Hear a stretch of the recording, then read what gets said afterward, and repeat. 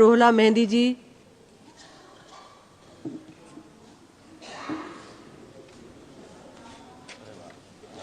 Thank you madam chairperson. میرے پاس وقت اتنا زیادہ نہیں ہے، کم ہے، میں پوائنٹ پہ آ جاتا ہوں. حیرت ہوئی جب ایک پیراگراف سنا بھی اور پھر پڑھا بھی پیج 19 میں، جو پریزیڈنشیل ایڈریس میں جموں کشمیر کے حوالے سے ذکر کیا گیا اور یہ بتایا گیا کہ 370 ہٹانے کے بعد وہاں پہ پارلیمنٹ الیکشن بھی ہوا اور اسمبلی الیکشن بھی ہوا. تعجب ہے کیسے اس ملک کو بیوقوف بنایا جاتا ہے. یہ کوئی پہلی بار نہیں ہے کہ اسمبلی کا الیکشن، پارلیمنٹ کا الیکشن جموں کشمیر میں ہوا ہو. 370 کے ہوتے ہوئے بھی ہوتا تھا. آپ نے ناجائز طریقے سے 370 ہٹایا، اس کے بعد بھی الیکشن ہوا. 370 کے دوران بھی لوگوں نے جمہوریت پہ یقین دکھایا، جمہوریت کے ذریعے اپنے فیصلے کیے، اور 370 کے ہٹانے کے بعد بھی لوگوں نے جمہوریت کے ذریعے جواب دیا. وہ الیکشن ہونا کوئی پہلی بات نہیں ہے، کوئی خاص بات نہیں ہے. الیکشن اس سے پہلے بھی ہوئے، آج بھی ہوتے رہے، ہوتے بھی رہیں گے.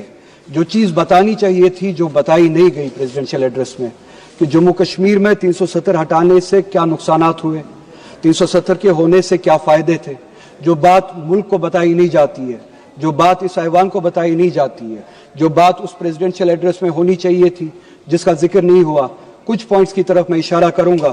جو بات ہونی چاہیے تھی حقیقت یہ تھی کہ ہیومن ڈیولپمنٹ انڈیکس اگر آپ اٹھا کے دیکھیں 370 کے ہوتے ہوئے اور 370 کے بعد، 370 کے ہوتے ہوئے جموں کشمیر کوئی پچھڑا راشٹر، پچھڑا ہوا راجیہ نہیں تھا، پسماندہ ریاست نہیں تھی. 370 کے ہوتے ہوئے ایچ ڈی آئی کے انڈیکس پہ، ہیومن ڈیولپمنٹ انڈیکس پہ جموں کشمیر کا شمار 6ٹھے ریاست کا ہوتا تھا. اگر آپ کمپیئر کریں ان ریاستوں سے جہاں پہ بی جے پی گورن کرتی ہے، بالخصوص آپ کی مخصوص اور خاص ریاست گجرات جہاں پہ جموں کشمیر کا ہیومن ڈیولپمنٹ، مدھیہ پردیش میں 60.2، بہار میں 68، اور اس سب کے مقابلے میں ان سب سے زیادہ کشمیر میں تھی 70.3، 73.5. ایجوکیشن کے حوالے سے آپ بات کریں، ایک ہی انڈیکیٹر کی میں بات کرتا ہوں، gross enrolment ratio for higher education. جو ہائر ایجوکیشن میں لوگ داخلہ لیتے تھے، انرول کرتے تھے، جموں کشمیر میں ان سب ریاستوں سے زیادہ تھی 370 کے ہوتے ہوئے. 370 کے ہوتے ہوئے 30.9% تھی جموں کشمیر میں، اور گجرات کی اسی مقابلے میں بہت زیادہ کم تھی 20.4. یعنی کہ جموں کشمیر میں 370 کے ہوتے ہوئے ہائر ایجوکیشن میں 31% جو ہے آبادی کی جاتی تھی، اور گجرات میں اس سے بہت زیادہ کم 20% جاتی تھی.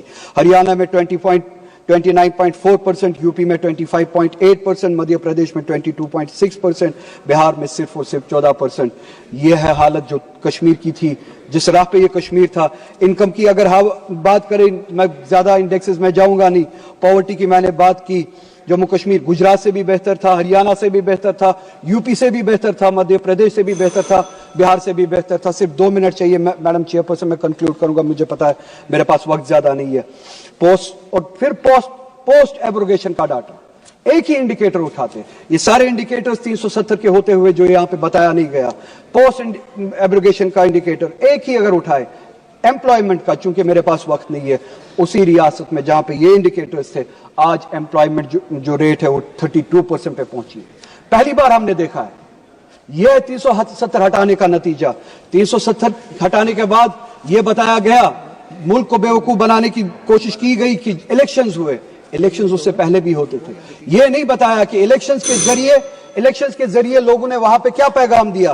الیکشنز کے ذریعے پیغام دیا، اسمبلی میں ریزولوشن پاس ہوا، نہ صرف 370 بلکہ کانسٹیٹیوشن کے ذریعے اس ریاست کو، جموں کشمیر کو، جو 1953 سے پہلے جو سٹیٹس ملا تھا، اسمبلی نے وہ ریزولوشن پاس کیا. ہمیں تب تک یہ سٹیٹس قبول نہیں ہے جب تک وہ سٹیٹس بحال نہ کیا جائے. اسمبلی کے ذریعے